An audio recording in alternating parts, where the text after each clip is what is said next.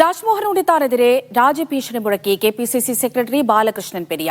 രാജ്മോഹൻ ഉണ്ണിത്താനും പെരിയ കൊലപാതക കേസിലെ മണികണ്ഠനും രാത്രിയുടെ മറവിൽ സൗഹൃദം പങ്കിട്ടെന്നും ശരത് ലാൽ, കൃപേഷ് കൊലപാതക കേസിൽ രാജ്മോഹൻ ഉണ്ണിത്താൻ 1000 രൂപ പോലും ചെലവാക്കിയില്ല എന്നും വിമർശനം. കോൺഗ്രസിന്റെ വോട്ടില്ലാതെ ജയിക്കുമെന്ന് പ്രഖ്യാപിച്ച ആളാണ് രാജ്മോഹൻ ഉണ്ണിത്താനെന്നും ഉണ്ണിത്താനു വേണ്ടി താൻ പുറത്തുപോകുന്നു, ബാക്കി വാർത്താസമ്മേളനത്തിൽ പറയാമെന്നും ഫേസ്ബുക്ക് പോസ്റ്റ്. ഷഫീഖ് നസ്രുള്ള കാസർഗോഡ് നിന്ന് ചേരുന്നുണ്ട്. ഷഫീഖ്, എന്താണ് വാർത്തയുടെ വിവരങ്ങൾ? ഇരട്ടക്കൊലപാതക കേസിലെ 13ാം പ്രതിയുടെ വീട്ടിൽ മകന്റെ കല്യാണം നടന്നിരുന്നു.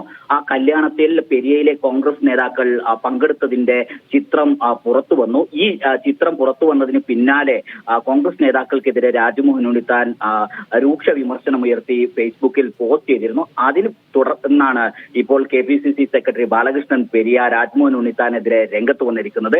രാജ്മോഹൻ ഉണ്ണിത്താനും പെരിയ ഇരട്ടക്കൊലപാതക കേസിലെ പ്രതി മണികണ്ഠനും രാത്രിയിൽ സംസാരിക്കുന്നതിന്റെ ഒരു ചിത്രം പുറത്തുവിട്ടുകൊണ്ടാണ് കെപിസിസി സെക്രട്ടറി ബാലകൃഷ്ണൻ പെരിയ ഈ പോസ്റ്റ് ഇട്ടിട്ടുള്ളത്. കോൺഗ്രസിനെ തകർക്കാൻ സിപിഎമ്മിലേക്ക് പോയ പാദൂർ ഷാനവാസിന്റെ വീട്ടിൽ ഉണ്ണിത്താൻ നിരവധി തവണ സന്ദർശനം നടത്തി എന്നൊരു ആരോപണവും ബാലകൃഷ്ണൻ പെരിയ ഉന്നയിക്കുന്നുണ്ട്. കോൺഗ്രസിന്റെ വോട്ടില്ലാതെ തന്നെ താൻ ജയിക്കും, കോൺഗ്രസിന്റെ വോട്ട് ലഭിച്ചില്ലെങ്കിലും താൻ ജയിക്കും എന്ന് പ്രഖ്യാപിച്ച ആളാണ് രാജ്മോഹൻ ഉണ്ണിത്താൻ എന്ന വിമർശനവും കെപിസിസിയുടെ സെക്രട്ടറിയായ ബാലകൃഷ്ണൻ പെരിയ പറയുന്നുണ്ട്.